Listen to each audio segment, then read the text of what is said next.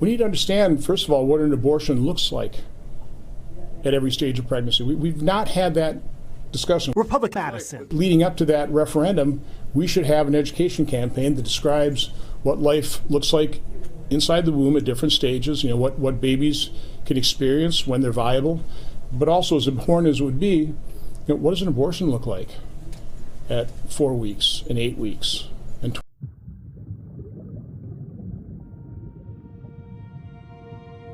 This is Olivia. Though she has yet to greet the outside world, she has already completed an amazing journey.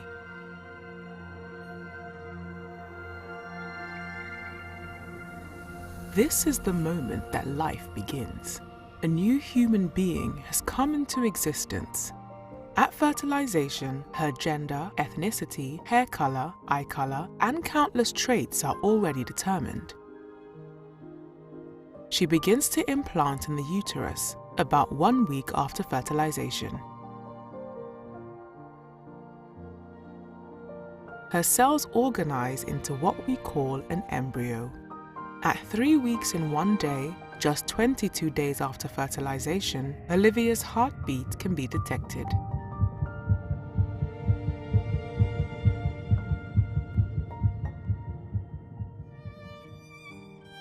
The buds of her arms and legs appear by 4 weeks. She begins to move between 5 and 6 weeks with both spontaneous and reflexive movements. At 6 weeks from fertilization, her brain activity can be recorded and bone formation begins. She can bring her hands together at 7.5 weeks, and separate fingers and toes emerge. She can also begin to hiccup.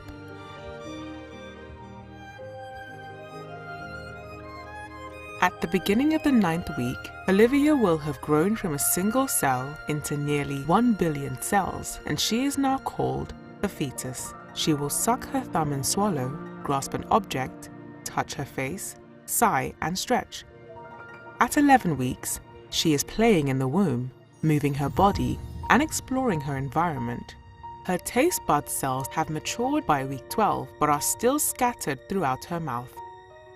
Her mother will first sense Olivia's movements between 14 and 18 weeks, an event called quickening. Beginning at 18 weeks, ultrasounds show speaking movements in her voice box. Around 20 weeks, with a lot of help, babies have survived outside the womb. At 27 weeks, her eyes are responding to light. She can recognize her parents' voices and will even recognize lullabies and stories. Olivia has gone on an amazing journey during these last 9 months. She will soon signal to her mother that it is time for delivery and greet the outside world.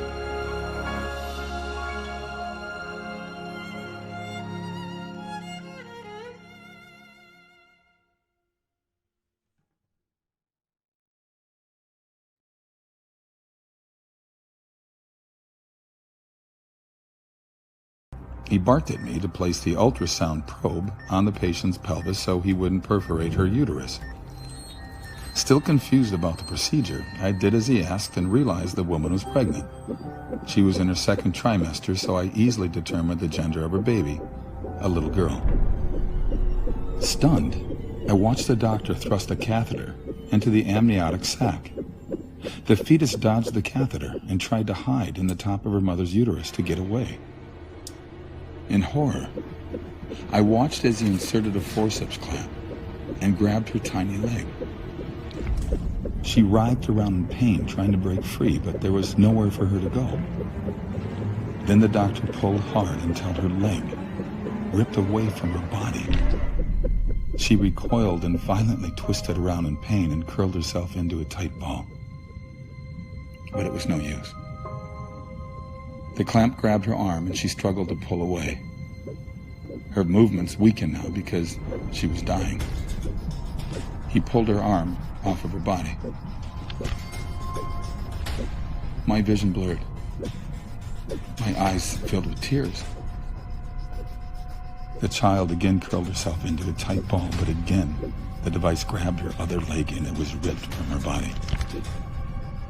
By now, her heartbeat had slowed significantly, but she was still alive. The clamp grabbed her last limb and ripped it off. She wiggled and squirmed around, and then her heart finally stopped beating. I announced that there was no more cardiac activity. The nurse and scrub tech in the room gasped, realizing for the first time that this was happening to a fetus that was still alive. The remaining body parts, the head and torso, were removed. Placenta was removed, and a final look with ultrasound revealed all products of conception were removed. It was over 20 years ago, but it's just as vivid in my mind today as the day it happened. The saddest part is that this procedure is still happening today. People have no idea we are murdering babies in this way. They think it isn't a person, that it's just a mass of tissue. I'm so sorry for what happened to this little girl, for what I did to her. I'm sorry, sweetheart. I'm so sorry.